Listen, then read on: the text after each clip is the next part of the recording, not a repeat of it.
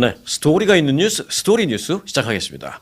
네, 저소득층 건강보험인 메디켈 수혜자들이 이 내년부터 자격심사를 6개월에 한 번씩 받아야 됩니다. 여기서 이제 포인트 단어가 두 개인데요. 하나는 이제 메디켈이라고 제가 표현을 했습니다만은 이게 각 주마다 그 용어가 좀 다르죠. 연방정부 차원에서 이제 메디케이드 라고 생각하시면 됩니다. 근데 캘리포니아에서는 이걸 메디켈이라고 부르고 뭐 다른 주에서는 뭐 메디케이드라고 부르는데 일단 연방 차원에서는 메디케이드고요. 그다음에 이제 6개월에 한 번씩 받아야 된다 이렇게 말씀드렸는데 원래는 지금은 이제 1년에 한 번인데 이걸 이제 까다롭게 하는 거죠. 이에 따라서 한인 등 소위 취약계층의 그 메디케이드 상실 우려가 커지고 있습니다. 그걸 제때제때 하지 못하면 자격 박탈을 시키는 거고 사실 뭐 또 그렇게 자격 박탈을 통해서 이 가입자 수를 좀 줄이려 는 의도가 있기 때문에 이렇게 좀 까다롭게 만드는 그런 차원의 의미도 있습니다. 지금은 1년에 한 번 진행되던 그 자격 재심사가 2배로 이렇게 늘어나면서 서류 무슨 미비 또는 뭐 신고, 지연 등등의 이유로 축출하려는 것입니다. 그 소위 말해서 이제 행정적 탈락이 되는 거죠. 연방보건당국은 최근에 각 주에 이러한 내용을 쫙 발송했습니다. 그 지침을 통해서 내년 1월 1일부터 메디케이드 확장 프로그램 가입자에 대해서 6개월에 한 번씩 재심사를 받는 것이 의무화된다. 이렇게 했습니다. 이에 따라서 이제 19살부터 64세 그 사이가 이제 메디케이드 자격이 되잖아요. 물론 이제 저소득층을 상대로 하는 거지만 그 1년에 2차례 소득 증빙 계속 해야 되고요. 또 뭐 근로 여부, 일을 하는지 뭐 그런 것들, 그리고 이제 몇 식구가 사는지, 가구 구성원 이런 내용. 어찌 보면 뭐 간단한 거긴 합니다만은 그걸 이제 좀 더 심사도 강화하고 또 더 자주 하고 이제 그런 건데 자, 여기서 이제 제일 중요한 게 소득이겠죠, 아무래도. 소득은 그러면 얼마가 돼야 이제 자격이 되는 건지, 뭐 해당되시는 분들은 뭐 다 아시겠습니다만, 일단 그 연방 빈곤선이라는 게 중요합니다. 이 소득이라는 건 연방 빈곤선의 138%까지만 메디케이드 자격을 줍니다. 현재 그러면 연방 빈곤선은 얼마냐? 네. 1인 가구 혼자 살 경우에는 연소득이 15,960달러 이하, 15,960달러 이하. 그리고 둘이 있을 2인 가구일 경우에는 21,640달러 이하입니다. 자, 근데 요게 이제 연방 빈곤선인데 요거보다 조금 많아도 되죠. 138%. 그러면 요거의 138%면 얼마냐? 자, 1인 가구일 경우에는 이 메디케이드, 캘리포니아는 메디켈 가입 자격이 자, 1인 가구 22,025달러. 22,025달러 이하여야 되고요. 2인 가구일 경우에는 연소득 29,863달러. 29,863달러 이하면 됩니다. 전문가들은 이 제도에 어떤 변화는 없지만 어떤 그 심사 강화, 그다음에 재심사하는 횟수를 좀 더 늘리고 이런 것으로 인해서 소위 절차적 탈락 문제가 심해질 것이다라고 얘기하고 있습니다. 실제로 최근에 몇 년간 이 메디케이드 갱신 과정에서 서류를 제출하지 않았거나 또는 좀 누락해서 제출했거나 또는 부정확하게 제출했거나 또는 늦게 제출했거나 또는 이게 제일 많은 게 이거예요. 연락 두절, 연락이 잘 안 돼요. 그리고 우편으로 보냈는데 받아갖고 답신을 안 해. 뭐 이런 것들. 그런 이유로 자격을 상실한 사례가 급증하고 있다라고 밝혔습니다. 이번처럼 재심사 주기가 좀 짧아질 경우에 이 문제는 더 심각해질 가능성이 높습니다. 특히 이제 뭐 언어 장벽이나 또는 어떤 정보에 대한 접근성이 낮은 그런 시니어들일 경우에 이런 타격은 좀 더 클 것이다라는 것입니다. 그래서 이제 이런 변화가 있을 때 저희 같이 뭐 미약하나마 유튜브 영상을 통해서 이런 걸 그때그때 전해드리면 그걸 또 이제 참고하시고 하면 아무래도 정보 접근성에 있어서 좀 나아질 테니까 그런 점 좀 염두에 두셨으면 좋겠습니다. 그래서 혹시 구독 안 하신 분들은 구독 눌러놓고 함께 해주시기 바라겠습니다. 이번 조치는 근로요건 보고 의무와 맞물려서 이제 그 메디케이드에 대한 어떤 그 부담을 더욱 가중시킬 것으로 보입니다. 그리고 실제로 이것 때문에 좀 탈락되는 사람들이 꽤 있을 것이다라는 것이죠. 그러니까 자격이 안 돼서 탈락하는 게 아니라 어떤 절차적인 면의 미비, 행정적인 미비, 탈락 그게 늘 것이라는 겁니다. 자, 그리고 이제 근로요건 강화 이런 것도 있는데요. 이게 뭐 각 주마다 다 다르니까 일단 예를 들어서 캘리포니아 주의 경우에는 월 80시간 이상의 일을 한다거나 근로 또는 뭐 자원봉사를 한다거나 뭐 이런 또는 공부하는 사람도 이것도 다 이거 80시간 안에 들어갑니다. 뭐 학업 활동 등을 증명해야 하는 규정이 함께 적용될 겁니다. 내년 1월 1일부터. 지금까지는 다른 주의 경우에도 뭐 이런 게 있는 주도 있습니다만은 이게 조금 이제 완화되어 있는 상황인데 이게 더 강화되거나 또는 없던 주도 새로 생기는 겁니다. 이게 내년 1월 1일부터. 그래서 이런 걸 제대로 증명하지 못하거나 제대로 보고하지 못할 경우에 박탈시키겠다라는 것입니다.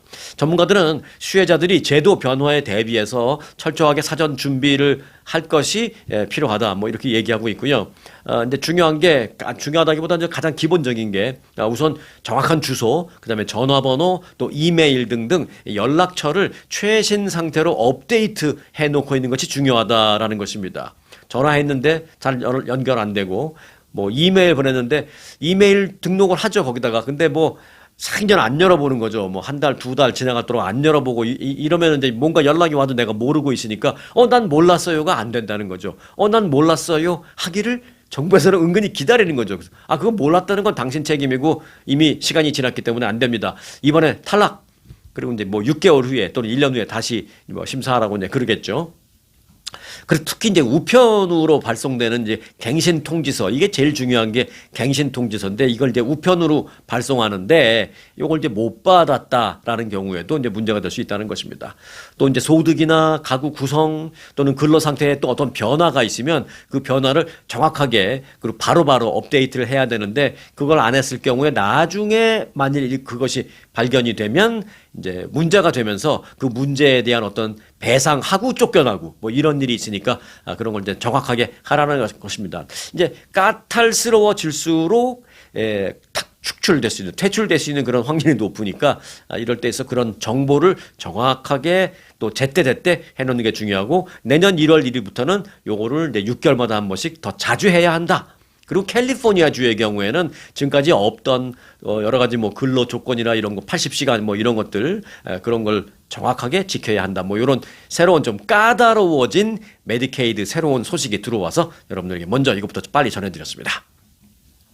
자, 이제 이란 전쟁 관련된 소식을 안 전해드릴 수 없는데 어제는 이제 이틀 전에 있었던 트럼프 대통령의 그 대국민 연설 관련된 내용을 뭐 전해드렸는데 특별히 뭐 전쟁을 종전한다 이런 걸 기대했지만 뭐 아니었다라는 말씀을 이제 어제 드렸는데요. 어제 그 대국민 연설에서 이란을 스톤 에이지로 보내버리겠다, 석기 시대로 보내버리겠다 이런 얘기가 몇 번 반복됐잖아요. 그게 물론 이제 엊그저께 처음 나온 얘기는 아닌데, 자 그래서 정말 트럼프 대통령은 이란을 그 석기 시대로 보내버릴 생각을 갖고 있는 건지 이게 전 세계에서 가장 이걸 이제 궁금해하는 그런 상황입니다. 좀 두려운 마음에, 걱정되는 마음에 이제 이 부분을 관심 갖는 거죠.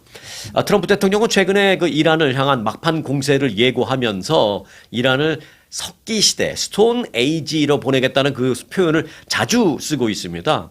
트럼프 대통령은 일단 지난 31일 백악관에서 기자들과 질의응답 도중에도 우리가 생각하기에 이란이 장기간 동안 석기 시대로 접어들고 그들이 핵무기를 가질 수 없게 된다는 판단을 하게 되면 그때 우리는 나오겠다 이렇게 얘기했고요. 그 다음 날이었던 엊그제 1일 그 대국민 연설하는 날 그 연설에서도 이란이 미국의 요구를 수용하지 않으면 우리는 이란을 완전히 초토화시키겠다라고 하면서 말하자면 이란을 석기 시대로 보내버릴 수도 있다. 뭐 이렇게 좀 부연 설명하듯이 그렇게 말을 했습니다. 트럼프 대통령이 연달아 그 사용하는 그 석기 시대라는 표현은 인류가 문명화하기 이전 수준에, 그러니까 기술이 이렇게 발달하기 그 이전, 정말로 무슨 아무것도 없이 그냥 돌로 뚝딱뚝딱 밥 해먹고 그런 시대는 이제 말이 안 되는 거죠. 근데 그 이제 일종의 표현인데, 뭐 예를 들어서 그 기술이라는 것이 핵무기를 만드는 그런 기술도 기술이잖아요. 그러니까 그런 어떤 기술을, 발달된 기술을 갖기 그 전 단계로 보내버리겠다. 그러니까 어떤 그 최첨단 기술이 있는 모든 인프라를 괴멸시키겠다. 근데 뭐 이렇게 이제 우리는 다 이해하고 있죠. 자, 그런데 이 같은 그 표현에 대해서 일각에서는 아무리 미국이 강대국이라 하더라도 이렇게 같이 전쟁을 하는 와중에 상대국에 대해서 뭐 석기 시대로 보내버리겠다 이런 거는 뭐 좀 너무 무시하는 건 아니냐 뭐 이런 그 일각에서는 좀 비난 섞인 말 하는 것도 뭐 있습니다. 그런데 뭐 비난을 하고 또 지지하고 그걸 떠나서 저는 살짝 궁금해졌어요. 전쟁 중에 상대국을 압박하면서 하필이면 왜 석기 시대로 보내버리겠다. 스톤 에이지로 보내버리겠다. 이런 용어를 왜 자꾸 반복해서 쓰는 걸까? 조금 궁금했습니다. 그래서 찾아봤습니다. 이 트럼프 대통령만 이런 말을 쓰는 건가? 찾아봤더니 찾아본 결과 미국에서 이 전쟁 중에 석기 시대라는 표현을 쓴 사례가 이번에 트럼프 대통령이 처음이 아니었습니다. 생각보다 꽤 자주 있었습니다. 자, 석기 시대 그 위협은 미국이 과거 다른 나라와 전쟁을 벌이면서 여러 차례 썼던 표현이다라는 것을 알게 되었습니다. 가깝게는 걸프전, 그리고 멀게는 베트남전 때도 그렇습니다. 실제로 지난 1991년 쿠웨이트를 침공한 이라크의 그 후세인을 축출하기 위해서 미국이 막 지상군도 보내고 그때 한 25만 명 동원됐죠. 미국이 전개한 그때 작전명은 사막의 폭풍이었잖아요. 그 전쟁 그때도 당시 기억하십니까? 그때 이제 미국의 국무부 장관이었죠. 국무부 장관이 제임스 베이커. 저는 그때 이제 굉장히 막 집에도 못 들어가고 막 방송국에서 며칠 먹고 자고 하면서 계속 일하고 업데이트하고 속보 계속 방송하고 이래서 제가 이분 이름도 명확하게 기억합니다. 제임스 베이커. 제임스 베이커 국무부 장관이 이 표현을 많이 썼었어요. 당시 베이커 장관은 스위스에서 그때 이라크의 그 외무장관과 스위스에서 만나서 쿠웨이트에서 당신들 당장 철수하지 않으면 우리 미국이 이라크를 폭격해서 이라크를 석기 시대로 되돌아가게 그렇게 만들어버리겠다라는 경고성 말을 한 것으로 알려졌습니다. 기록에 남아 있더라고요. 자, 그리고 좀 더 과거로 가볼까요? 1965년 베트남 전쟁 때도 커티스 르메이 당시 그 공군 참모총장은 공산화된 북베트남을 폭격시켜서 석기 시대로 만들어버리겠다라는 말을 한 것이 기록에 남아 있더라고요.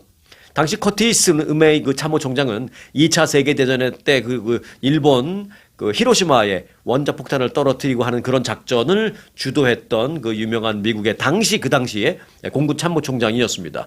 이분도 공산화된 베트남을 폭격해서 석기 시대로 돌려버리겠다 이런 말을 했더라고요. 자, 한편 트럼프 대통령은 엊그제 그 대국민 연설에서 이 같은 석기시대 표현을 쓰면서 앞으로 2, 3주에 걸쳐서 이란에 극도로 강력한 그 타격을 가할 것이다 이렇게 얘기했죠. 그런데 이제 과거에 미국에서 석기시대라는 표현으로 위협을 하고 그렇게 위협을 한 후에 그러면 그 다음에는 어떻게 됐느냐? 정말 그 나라가 석기시대로 돌아가느냐? 그렇지는 않죠. 그렇지는 않은데 이게 이제 말 표현이니까 전쟁 중에 무슨 말을 못 하겠어요, 상대방에게. 근데 그렇게 표현한 후에 미국의 그 다음은 어떻게 전개됐는지도 궁금하잖아요.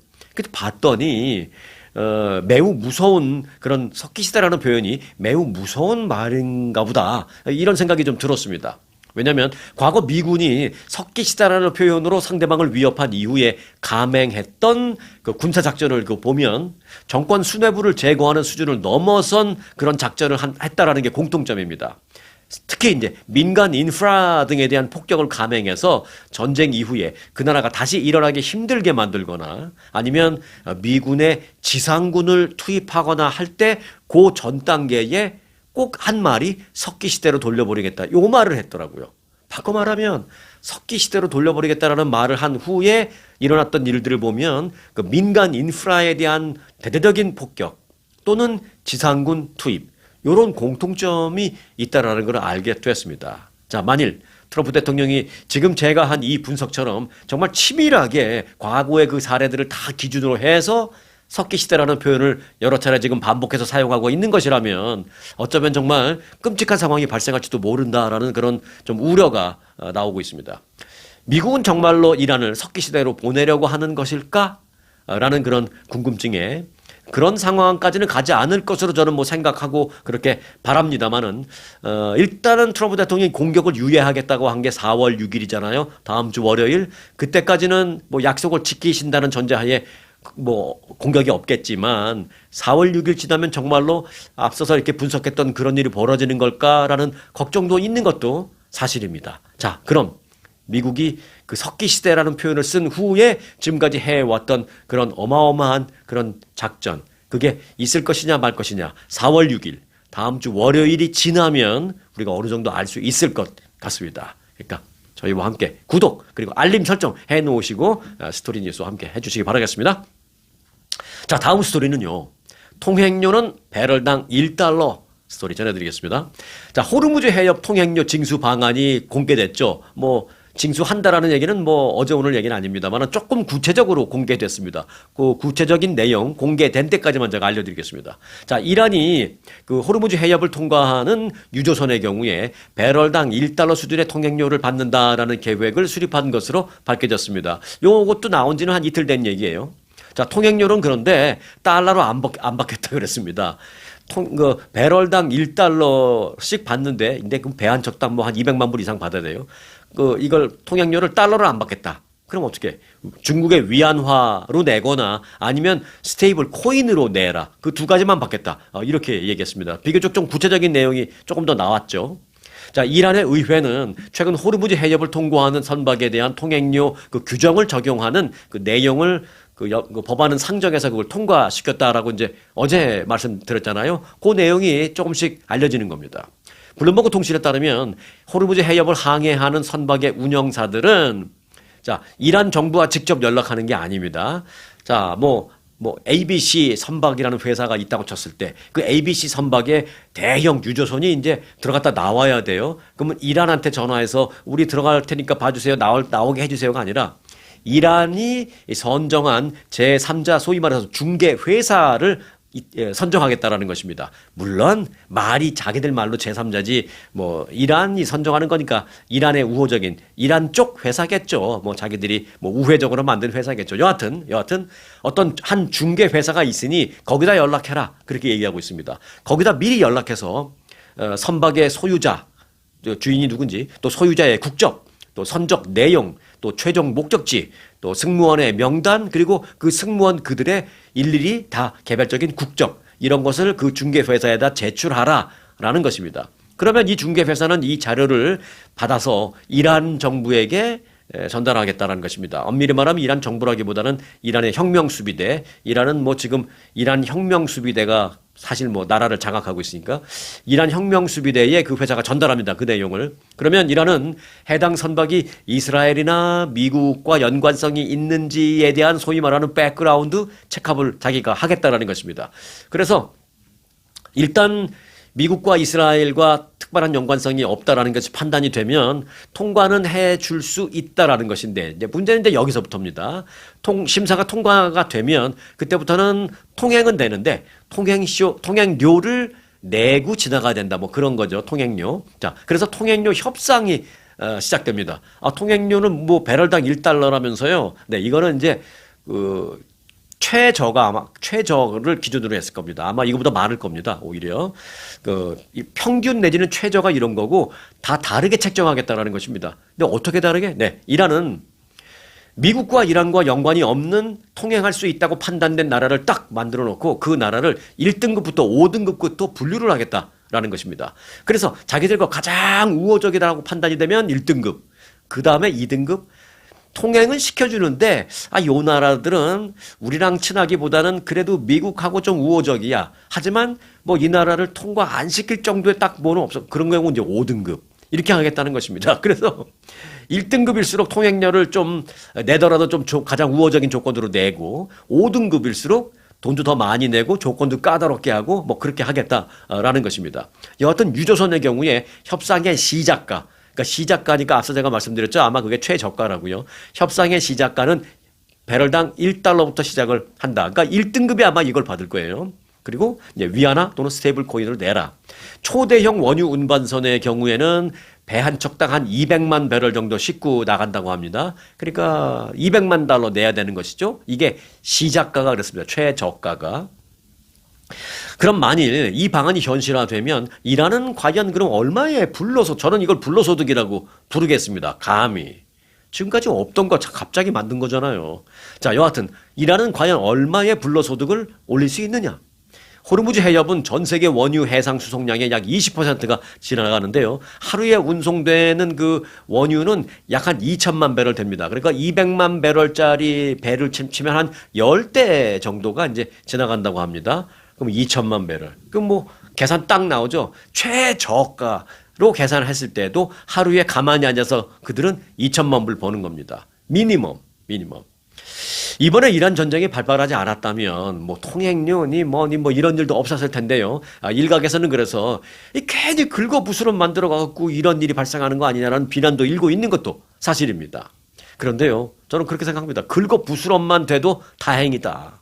하루 2천만 달러씩 꼬박꼬박 벌게 될 텐데 만약에 실제로 그게 현실화된다면. 근데 저는 걱정되는 게 그들이 2천만 달러 버는 게 걱정되는 게 아니라 또 그로 인해서 더 부담이 증가되는 거, 그것도 물론 걱정입니다만은 그것보다 더 큰 걱정이 있습니다. 그들이 하루에 최소 미니멈 2천만 달러 이상 벌어서 그 돈은 어디에 쓸까? 만일 이게 진짜 그게 그렇게 된다면 저는 그게 걱정이에요. 만약에 그거를 그렇게 벌어서 그 엄청난 돈을 핵무기 개발에 속도를 내는 데에 그런 돈을 쓴다면 저는 이건 긁어 부스럼이 아니라 긁어서 완전히 무슨 종양을 터뜨리는 그런 상황까지도 가게 되는 거 아니냐. 그 부분이 저는 더 걱정됩니다. 오히려. 그래서 정말 이 전쟁이 누구를 위한 전쟁인 건지 정말 되묻지 않을 수가 없다라는 생각을 하게 됩니다. 주말 동안에 어떤 좀 드라마틱한 반전, 드라마틱한 굿뉴스가 나오기만을 간절히 기대하고 나오면 또 바로 여러분들에게 전해드리겠습니다. 자, 여하튼 한 달 넘게 이어지고 있는 이 이란전에 대한 그 국민들, 미국 국민들의 그 여론, 지지 여론을 보니까 이게 뭐 하루하루 시간이 지날수록 그 지지율이 계속 떨어지고 있습니다. 개전 초기보다 엊그저께 조사한 거는 한 7%포인트 하락해서 현재 지지율이 34%로 나오고 있습니다. 폴리티코가 지난 30일 실시한 여론조사 결과에 따르면 미국의 대이란 전쟁 이 결정을 지지한다라는 응답 34%로 나왔습니다. 이는 개전 직후였던 지난 3월 1일 조사 때 41% 나왔었는데 거기에 비해서도 이제 7%포인트가 하락한 겁니다. 반면에 반대한다 지지율은 34%, 그럼 반대한다는 이제 마이너스 하면 이제 66%. 이건 단순 산수죠. 특히 그런데 반대한다라는 사람 중에서 강력하게 반대한다, 뭐 이렇게 극렬하게 반대한다 라는 답변을 한 사람 응답자가 지지한다는 사람보다 훨씬 더 많습니다. 강력하게 반대한다는 사람은 43%로 나왔는데 지난 3월 1일 조사 때보다 이게 12%포인트 상승한 겁니다. 그러니까 시간이 지날수록 강력한 반대가 좀 많아지는 거죠. 자, 트럼프 대통령이 이란 사태 해결을 위해서 명확한 계획을 갖고 있다고 생각합니까? 라는 질문에 대해서는 67%가 그렇게 생각하지 않는다라고 했고요. 그렇게 생각한다는 답변 33%였습니다. 또 이란과의 전쟁이 미국인의 희생과 또 미국 정부의 재정 부담 이런 거가 나가는데 그런 걸 감수할 만한 가치가 있는 전쟁이라고 생각하느냐라는 질문에 무려 70%가 그렇지 않다라고 답변을 했습니다. 또 이란 전쟁의 자금 조달을 위해서 의회가 2천억 달러의 지출을 추가 지출을 해달라고 지금 연방 정부가 의회에 그걸 보냈는데 거기에 대해서 어떻게 생각하느냐라는 질문에 응답자의 71%가 또 반대한다 이렇게 답변했습니다. 또 지상군 투입은 어떻게 생각하느냐에 대해서 68%가 지상군 투입에 반대했습니다. 이란전에 대한 의견은 그 지지 정당에 따라서 물론 다릅니다. 이건 정말 드라마틱하게 다릅니다. 어떻게 달라도 이렇게 다를 수가 있지라는 생각이 들 정도로요. 자, 일단 민주당 지지층이다라고 밝힌 사람들은 94%가 이란 전쟁에 반대한다라고 했습니다. 그런데 이제 공화당 지지층이라고 말한 사람들은 반대한다는 응답이 28%밖에 되지 않았습니다. 그러니까 참 지지층에 따라서 너무 큰 차이로 이제 엇갈린다는 걸 알 수가 있는 그런 대목입니다. 자, 관세 얘기를 좀 하겠는데요. 이번 스토리는 관세 거둘 때는 좋았는데 돌려주려니 따따블 이라는 스토리 전해드리겠습니다. 자, 연방 대법원이 트럼프 대통령이 부과한 그 관세에 대해서 위헌 결정을 내렸잖아요. 그래서 그동안 이제 수입 업체들로부터 거두어들인 관세 1,660억 달러를 환급해줘라. 즉, 되돌려줘라. 라는 사상 초유의 사태가 발생했잖아요. 그것도 그런데 이제 그냥 돌려주는 게 아니라 이자까지 쳐서 돌려줘라. 이렇게 판결이 나왔습니다. 자, 이 이자가 복병입니다. 이 이자. 돌려줘야 될 일단 액수는 1,660억 달러인데 이 이자가 어찌 보면 배보다 배꼽이 더 클 수 있습니다. 왜냐? 포인트는 두 가지입니다. 이 이자가 복리로 계산돼야 되고요. 그리고 또 하나는 이자는 이제 돌려줘야 되는 시점부터 돌려주게 되는 그 시점까지 이 시간 이게 이제 이자가 붙는데 이 시간이 굉장히 오래 걸릴 것이라는 것이죠. 돌려준다고 우리가 개인 대 개인처럼 너 나한테 줄 돈 100불 있으니까 지난 뭐 한 달 전에 100불 내가 너한테 200불 줬어야 되는데 계산을 잘못해서 300불 줬잖아. 그러니까 100불 빨리 줘. 그럼 그 자리에서 주문 끝나는데 이게 그게 아니라 어마어마하게 방대한 양의 일 처리를 행정적으로 해야 이게 돌려줄 수 있는 그런 시스템이 된다라는 것이죠. 그 기간이 굉장히 많이 걸릴 것이다라는 것이죠. 굉장히 많이면 걸리면 걸릴수록 이게 다 하루하루가 이자라는 것입니다. 자, 한번 보시죠. 연방국경세관보호청 CBP라고 하죠. CBP는 현재 33만 개 미국 내 기업에 달하는 이 환급 대상을 처리하기 위해서 지금 있는 연방정부의 시스템으로는 이게 도저히 안 돼서 이 환급 전담 시스템을 구축하고 있다고 합니다. 관세를 때리는 것도 일이었는데 관세 때려서 이걸 다시 돌려줘야 돼. 이건 더 큰 어마어마한 일이라는 것입니다. 이번 사안은 단순히 과거의 잘못을 바로잡는 어떤 행정적인 한순간의 어떤 바로잡는 절차를 넘어서서 매일 쌓이는 천문학적인 이자와 소비자들의 연쇄 소송, 그 소송에 또 대응을 해야 하는 엄청난 일들이 다 맞물리면서 미국 경제에 어찌 보면 이번 전쟁 때문에 뭐 유가가 올라서 뭐 경제에 어려움이 있다, 뭐 그건 누구나 다 아는 얘기지만 어쩌면 전쟁 끝나고 유가가 안정을 찾더라도 지금 이 관세 돌려주는 문제 때문에 미국 경제가 장기적으로 발목을 잡히는 그런 상황이 될 수도 있다라는 우려가 나오고 있습니다. 이번 사태에서 가장 뼈아픈 대목은 정부 재정을 실시간으로 갉아먹는 바로 그 이자 비용입니다. 이자 비용. 내일 주면은 괜찮은데 내일 못 주고 한 달 뒤에 주고 한 달 뒤에 못 주고 1년 뒤에 줘야 되고 왜? 일 처리가 한 번에 다 33만 개 기업을 한 번에 다 처리할 수가 없으니까. 자, 분석에 따르면요. 환급 지연으로 발생하는 이자는 하루에 평균적으로 봤을 때 2,300만 달러에 달할 것으로 예상되고 있다고 합니다. 하루에 2,300만 불 돌려줘야 되는 액면가 1,660억 달러 그 관세 받은 거 돌려줘야 되는 그 액면가와는 별개로 이자만 하루에 2,300만 달러씩 쌓인다는 것입니다. 해당 환급금에는 이자가 얼마나 붙느냐? 연 4.55% 내지는 최고 6%의 이자율이 그것도 복리로 작용된다고 합니다. 만일 환급 절차가 이게 일이 너무 많아서 장기화될 경우에 이자만 무려 한 250억 달러에 달할 수도 있다는 계산도 나왔습니다. 그래서 월가 전문가들은 2008년 금융위기 당시에 있었던 걸 우리가 한번 돌아보면 좋은 샘플 케이스가 될 것이다 라고 얘기하고 있습니다. 자, 2008년 금융위기 당시에 그 소규모 환급 사례가 있었습니다. 지금 같은 거에 비할 수 없는 정도로 이제 소규모였는데 그때도 그 환급을 완료하는데 7년이 걸렸습니다. 7년이. 그런 점을 되돌아보면 이번 사태가 연방정부 그 재정 건전성에 상당히 심각한 타격을 줄 수 있다. 상당히 심각하게 발목을 잡을 수 있다라는 우려가 지금 굉장히 조심스럽게 나오고 있습니다. 정부는 사상 최대 규모의 환급을 해내기 위해서 특별 컴퓨터 프로그램을 개발 중이고 전담 팀도 구성해서 지금 진행을 하고 있는데 일단 특별 컴퓨터 프로그램을 개발하고 있는데 이 개발에도 시간이 걸리잖아요. 그래서 한 달 정도 잡아서 이달 말이나 돼야 이 프로그램을 아마 시작할 수 있을 것 같다. 그렇습니다. 그러니까 지금은 돌려주지도 못해요. 돌려주고 싶어도. 왜? 돌려줄 수 있는 그 컴퓨터 프로그램 시스템이 아직 안 돼서. 그러니 지금도 계속 하루에 몇 천만 불씩 이렇게 이자가 쌓이는 겁니다. 검토가 필요한 그 세관 문서는 이게 참 표현이 재밌어요. 16억 줄. 라인, 16억 라인이라고 합니다. 그러니까 그 문서가 쫙 있는데 그 한 줄 한 줄을 다 더해보면 16억 줄. 이나 된답니다.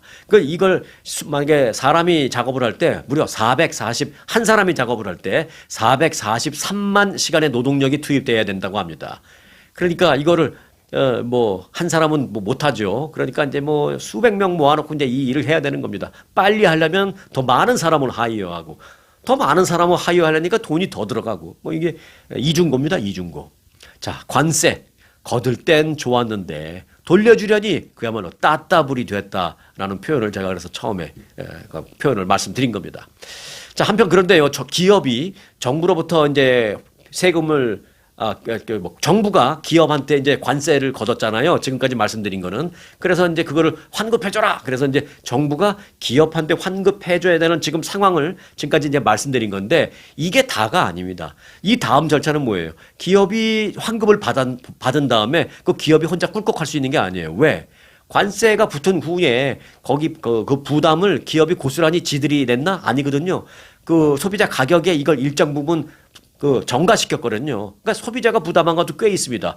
뭐 케이스 바이 케이스 계산을 다 다르게 해야 되겠지만 그래서 소비자가 기업을 상대로 또 지금은 기업이 정부를 상대로 돈 돌려주세요 하지만 이제 지금 또 소비자는 기업을 상대로 야 니들 정부로부터 환급 받으면 그중에 일부는 내 거야 돌려줘야 돼. 지금 이러고 있는 거거든요. 그러니까 기업은 기업대로 돈 받은 다음에 소비자한테 돌려줘야 될 또 그 일을 해야 돼요. 이게 참 무슨 상황인지 모르겠어요. 정말 엄청난 상황입니다. 그러니까 실제로 지난주에 코스코에는 이런 소송이 들어갔잖아요. 지난주 그 코스코의 고객들이 그동안 코스코의 상품 가격에 녹아들어 있던 그 관세 부담액을 너희들이 이제 정부로부터 언제가 될지 모르지만 돌려받을 터이니 그 다음에 너희들은 우리한테 그 부분에 대한 일정 부분을 돌려달라라고 소비자 집단 소송이 벌써 코스코는 들어갔습니다. 코스코에 시범적으로 들어갔지만 그다음에 뭐 월마트니 뭐 타겟이니 어디니 뭐 좀 다 들어갈 거예요. 클래스 액션이 다 들어갈 겁니다. 뭐 소비자가 그렇게 그런 거 할 줄 아나? 아니 소비자가 하나요? 다 소비자를 등에 업고 그 노는 변호사들 많잖아요. 또 요런 것만 눈 시뻘개서 보는 미국의 변호사들 많잖아요. 그 변호사들이 클래스 액션 한다고 이제 쫙 편지 보냅니다. 곧 받으실 거예요. 편지 쫙 보냅니다. 그러면 거기 이제 이름 올려놓고 기다리면은 한 여기서 5불, 저기서 3불, 저기서 뭐 9불 뭐 이런 식으로 올 수도 있습니다. 이제 논리적 생각해 본다면 그래서 지금 완전히 지금 혼란이 기다리고 있다는 뭐 그런 상황을 이제 말씀드릴 수 있겠습니다. 자, 다음에는 조금 흥미로운 재미있는 스토리 하나 전해드릴까요? 네, 캐나다에서 영어 썼다고 쫓겨난 항공사 CEO가 있습니다. 그 스토리 전해드리겠습니다. 에어 캐나다 CEO가 자사 여객기의 활주로 충돌 사고 지난주에 있었죠. 그 제가 자세하게 설명드렸죠. 활주로 가다가 이제 소방 트럭과 이제 부딪힌 거예요.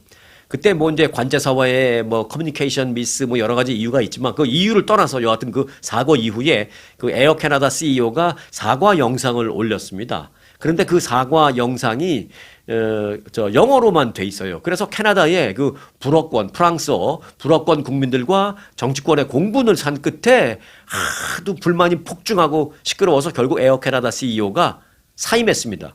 쉽게 말하면 그 영상 속에 우리가 이런 사고를 내서 정말 죄송하고 앞으로는 우리가 무엇보다도 안전하게 이 항공사를 운영하도록 하겠습니다라고 뭐 어찌 보면 참 멋지게 사과 영상을 올렸습니다. 근데 그걸 영어로만 올렸어요. 영어로 올렸다고 잘린 거예요. 네.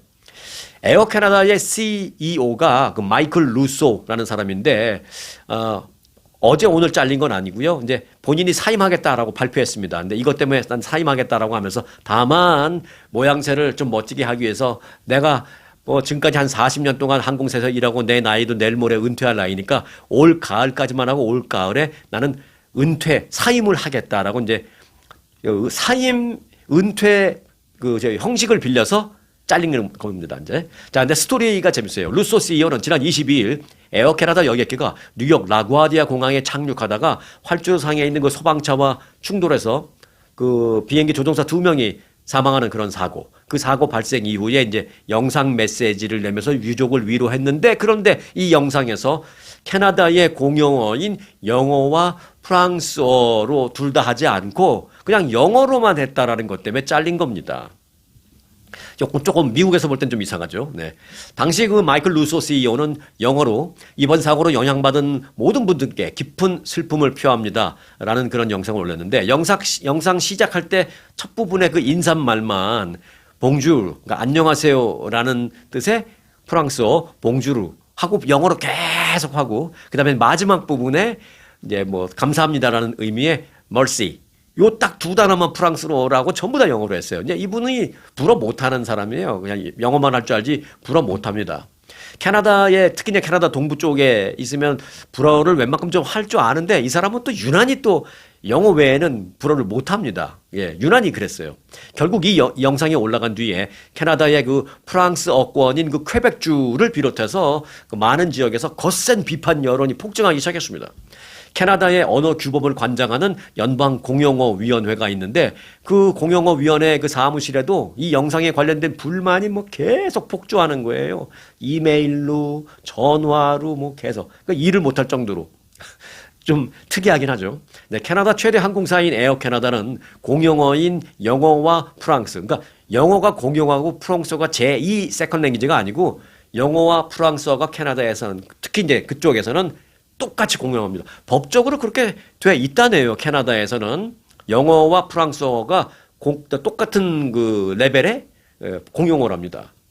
불만, 이 영상에 대한 불만의 이유는 뭐 장황합니다만 한마디로 표현하면 아무리 캐나다가 뭐 영어 위주로 이제 생활을 하고 영어권이다 하더라도 엄연히 말해서 뭐 퀘벡을 비롯해서 불어 사용자가 많고 법적으로도 불어가 공용어로 되어 있는 그런 나라인데 불어를 무시해도 이렇게 무시해? 그것도 사과 영상에서 조종사 2명씩이나 사망한 그런 사과 영상에서 불어를 이렇게 무시해? 아니 시작할 때 봉주루 영어 딱 하고 맨 마지막에 끝날 때 한마디 멀시 이거 하고 끝나는 거야? 그래서 불어를 무시했다고 쫓겨난 거예요. 불만이 그치지 않고 계속되자 결국 마이클 루서 CEO가 이제 사임하겠다고 밝힌 거죠. 캐나다에서의 그 프랑스어의 역사는 우리가 조금만 좀 알고 갈 필요가 있습니다. 근데 제가 간단하게 뭐 한 2, 30초 말씀드릴게요. 근데 좀 자세하게 캐나다 사시는 분들은 훨씬 더 저보다 잘 아실 테니까 좀 부연 설명해 주실 분 있으면 댓글로 캐나다 그쪽에 얘기 좀 해주세요. 자, 일단 캐나다에서는 그 제국주의 시대 그 열강이었던 그 영국과 프랑스 두 나라가 전쟁도 하고 뭐 타협도 하고 협상도 하고 뭐 그런 끝에 그 이제 건설한 나라가 캐나다잖아요. 그래서 캐나다는 영어와 프랑스어를 두 공용어로 지정해서 두 언어 사용과 관련된 여러 가지 의무 규범이 있다고 합니다. 1969년 공용어 법이라는 게 제정이 됐는데 그때 그 영어로는 Official Language Act라는 게 제정이 됐는데요. 그 법을 제정한 후에 영어와 프랑스 두 언어는 연방 차원에서 동등한 지위를 갖고 있다고 합니다. 그래서 이 때문에 캐나다 총리도 의회 연설이나 주요 대국민 메시지 같은 거 할 때는 영어와 프랑스어를 모두 사용하는 그런 경우를 흔히 볼 수 있습니다. 모든 내용을 다 영어하고 다 프랑스어하고 뭐 그렇게까지는 안 하더라도 영어로 했으면 어느 정도까지는 프랑스어로 좀 하는 뭐 또는 중요한 부분은 프랑스어로 좀 부연 설명하는 이런 게 흔히 볼 수 있는 그런 광경이라고 합니다. 영어 사용 지역 출신 역대 캐나다 총리 중에서는 그래서 프랑스어가 능숙하지가 않아서 이 곤욕을 치르는 그런 경우도 흔히 볼 수 있다고 합니다. 캐나다에서. 자, 이번에 논란이 된 그 마이클 루소 CEO도 취임한 후에 자기가 프랑스어를 한마디도 못한다는 게 이제 자기도 불안한 거예요. 그래서 이번 일을 뭐 미리 예측하지 못했겠습니다만은 본인도 좀 알고 있었어요. 프랑스어를 너무 못하니까. 근데 어떻게 캐나다 살면서 그렇게 못하는 것도 쉽지 않은데 여하튼 본인이 프랑스어를 너무 못하는 걸 아니까 에어 캐나다에 취임한 후에 프랑스어 학원을 다녔어요. 그래서 300시간 넘게 프랑스어 학원을 다녔는데 그래도 그렇게 못해가지고 결국 봉주르, 멀시 요것밖에 안 한 거예요. 그러다가 쫓겨난 겁니다. 뭐 열의는 좋았지만 그 어떻게 그렇게 못할까 좀 몇 줄이라도 써놓고라도 좀 읽지 뭐 그런 아쉬움이 있지만 그렇습니다. 그래서 저는 요 스토리를 접하고 난 다음에 제가 느낀 게 이거예요.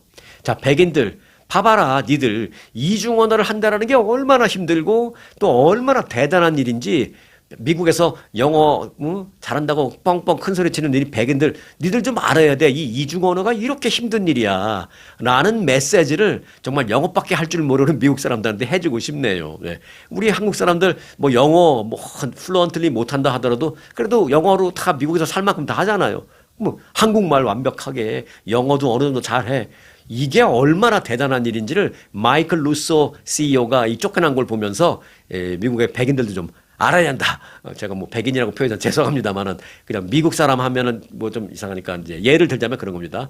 미국에서 영어만 쓰는 사람들 좀 알아야 된다라는 생각을 하게 됩니다. 정말 한국말, 영어 이렇게 쓰시는 여러분들 정말 대단한 겁니다. 네. 자, 다음 소식 뭐 몇 가지 정보를 좀 드릴게요. 살고 계신 곳에 혹시 H마트 있나요? 요즘은 뭐 H마트 없는 곳이 거의 없죠. H마트 그 회사의 내부 규정이 이겁니다. 한국 사람 2만 명만 그 바운더리에 있는 것이, 그러니까 반경 한 10마일 정도 안에 한국 사람이 한 2만 명 정도 산다. 그럼 무조건 H마트 하나 세운다. 이거였는데요. 요것도 조금 한 5, 6년 지난 얘기고요. 요즘은 아마 그것도 없어진 것 같아요. 그 내부 규정도. 왜? 한국 사람은 별로 안 살아도 막 H마트 들어갑니다. 왜? 난 코리안들이 H마트를 이렇게 좋아해요. 가면 한국 물건 살 수 있다고. 네. 여하튼 제가 H마트 무슨 광고하려고 그런 게 아니고 H마트가 혹시 있으면 여러분들의 뭐 자녀분들이나 손자, 손녀나 조카분들한테 한번 좋은 기회 한번 줘보세요. H마트가 가정의 달을 맞아서 2026 어린이 그림 그리기 대회를 합니다. 여기 이제 상금이 있어요, 상금. 이번 대회의 주제가 내가 가장 좋아하는 H마트와의 순간, 뭐 이렇게 되어 있는데, 예를 들어서 H마트 매장에 부모나 할머니, 할아버지 또는 친척이나 이렇게 같이 어린아이들이 와서 그 매장 안에서의 어떤 즐거운 경험이 있으면 그걸 그림으로 표현하고 또는 가족과 함께 H마트에서 사간 그 음식을 요리해가는 어떤 즐거운 시간 뭐 이런 등등등. 여하튼 뭐 H마트를 엮으면 뭐라도 못하겠어요. 집에서 나는 H마트에 사온 라면을 갖고 맛있게 끓여 먹었어요. 라면 먹는 장면 예를 들면 그렇게 하여간 뭐라도 좀 연관시켜서 그림을 그려서 보내면 된답니다. 자유롭게 표현하면 돼요. 대회는 오늘부터 시작해서요. 26일까지 진행이 되는데 그 H마트 가면은 그 스마트 리워드 그 카드를 공짜로 발급받을 수 있잖아요. 그게 뭐 그것 때문에 무슨 특별한 혜택이라기보다는 무슨 세일 같은 거 할 때 그게 없으면 그 세일 가격을 적용 안 시켜주고 그게 있으면 세일 가격을 적용시켜주고 이제 그런 게 있죠. 예, 미국 마켓 뭐 랄프스나 바한스 마켓 같은 거랑 좀 비슷한 시스템이죠. 그런 그 멤버를 갖고 있는 멤버십을 갖고 있는 그런 사람들의 뭐 자녀나 손자 손녀면 된다라는 것입니다. 참가 자격은 프리-K부터 5학년까지입니다. 이제 아주 어린 아이들이죠. 참가를 원하는 사람들은 가까운 H마트 매장 고객 서비스 데스크에 가서 이 스마트 리워드 카드를 제시하면 이 도화지를 준답니다. H마트에서. 그럼 도화지를 받아서 그림을 그려서 완성 후에 다시 갖다가 제출하면 됩니다. 올해 총 90명의 수상자를 뽑을 예정이라고 합니다. 자, 부문별로 대상 수상자 한 명에게는 $1,000씩 준대요. 부문별이라는 게 이제 프리-K, 그러면 뭐 K1학년부터 5학년까지 부문별로 각 부문별 대상 한 명에게는 $1,000 주고요. 또 1등은 부문별로 2명, 또 2등은 부문별로 5명씩, 또 3등은 10명씩, 장려상은 총 54명 등등을 해서 뭐 장학금, 트로피, 상장 뭐 등등을 준다고 하는데 저는 뭐 상장, 트로피도 좋지만 그 장학금 같은 거 받으면 어린아이들 얼마나 뭐 멋진 추억이 되겠어요. 뭐 괜찮을 것 같다는 생각이 드는데 그래서 그런저런 그 상금이 총 한 $10,000를 준비를 했다고 합니다. 그래서 혹시 그 가까운 곳에 H마트가 있으면 자녀나 손자, 손녀, 친척들, 조카들 한번 이런 기회 한번 좋은 추억 남겨주시기 바라겠습니다. 자, 끝소식입니다. 고혈압이나 당뇨병 같은 만성 질환으로 매일 여러 종류의 약을 챙겨 먹는 분 많죠. 네. 그렇게 안 먹고 싶어도 뭐 먹어야 되니까 어떡하겠어요. 뭐 어쩔 수가 없죠. 그런데 그렇게 매일 여러 종류의 약을 많이 챙겨 먹는 사람들 중에서 시니어들, 65세 이상 시니어들의 경우에는 특별히 주의할 게 또 하나 있는데 그게 뭐냐? 골절 위험이라는 겁니다. 예, 뼈가 급격히 약해진답니다. 그렇게 약을 많이 먹으면. 그것도 장기 복용을 하면. 약의 개수도 문제가 되고 또 개수뿐만이 아니라 복용 기간이 길어질수록 골절 발생률, 뼈가 부러지는 그 위험이 높아간답니다. 서울 아산병원의 연구진이 이제 발표한 건데요. 이게 국제학술지에 엊그저께 나온 겁니다. 시니어들의 복용 약물 수를 하루 0개에서 1개, 그러니까 하나도 안 먹는 사람부터 하루에 하나를 먹는 사람 A그룹, 그 다음에 2개에서부터 하루에 4개 먹는 사람 B그룹, 5개부터 9개 먹는 사람 C그룹, 그리고 하루 10개 이상 먹는 사람 뭐 D그룹 이렇게 나눴어요. 그렇게 구분해서 추적 조사한 결과 하루에 5개에서 9개 사이의 약을 복용한 그런 그룹은 복용하지 않거나 뭐 1개 정도만 먹는 그런 그룹보다 뼈가 부러질, 골절될 위험이 29%나 높았습니다.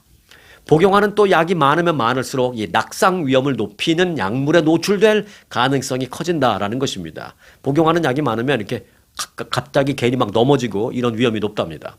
연구진은 이 약을 많이 여러 종류의 약을 복용하는 사람들에게 처방되는 게 있는데 약을 이런저런 약을 먹어야 되니까 이 병을 낫기 위해서는 이런저런 약을 먹는데 또 약을 또 너무 많이 먹으니까 또 해주는 거 있죠. 뭐 위 보호하는 약, 또 그 소변 자주 보게 이뇨제 이런 걸 좀 첨가시킵니다. 근데 안 먹어도 되는데 이 약 때문에 먹는 약이에요. 뭐 그런 거를 첨가하게 되는데 그런 약들이 이제 골밀도를 낮추게 되는 역할을 하게 된다라는 것입니다. 약물을 6개월 이상 장기 복용한 시니어는 그렇지 않은 시니어보다도 골절 위험이 훨씬 높기 때문에 반드시 주의해라라는 게 이 국제학술지의 포인트입니다. 결론입니다. 약의 종류나 개수가 많지 않더라도 또 장기 복용하고 있다라는 그것만으로도 골절 위험이 높아질 수 있다고 합니다. 특히 고령층에 치명적인 이 고관절 골절의 경우에 약물 개수보다도 복용 기간의 영향이 조금 더 절대적이었다라는 것입니다. 먹어야 하기 때문에 약을 먹는 것이겠습니다만은 많은 양의 약을 장기 복용할 경우에 다른 부작용도 부작용입니다만은 골밀도에 치명적인 문제가 있을 수 있다라는 점 꼭 좀 기억해 주시고요. 주치의와 이런 부분에 대해서 좀 선제적으로 상담하시기 바라겠습니다. 자, 벌써 주말이네요. 이번 주말도 편안한 주말 되시기 바라겠고요. 여기까지 끝까지 함께 해주신 분들에게는 또 특별하게 감사 말씀을 드리겠습니다. 자, 오늘 영상 마칩니다. 아주 특별한 아주 즐거운 아주 기분이 좋은 아주 편안한 아주 행복한 아주 추억의 남을 같은 코스 같은 일정이라도 추억은 차이가 납니다. 고객 만족도 1등 아주 투어. 내 인생 최고의 순간 1등 여행 아주 좋은 아주 투어 아주 좋은 213-388-4000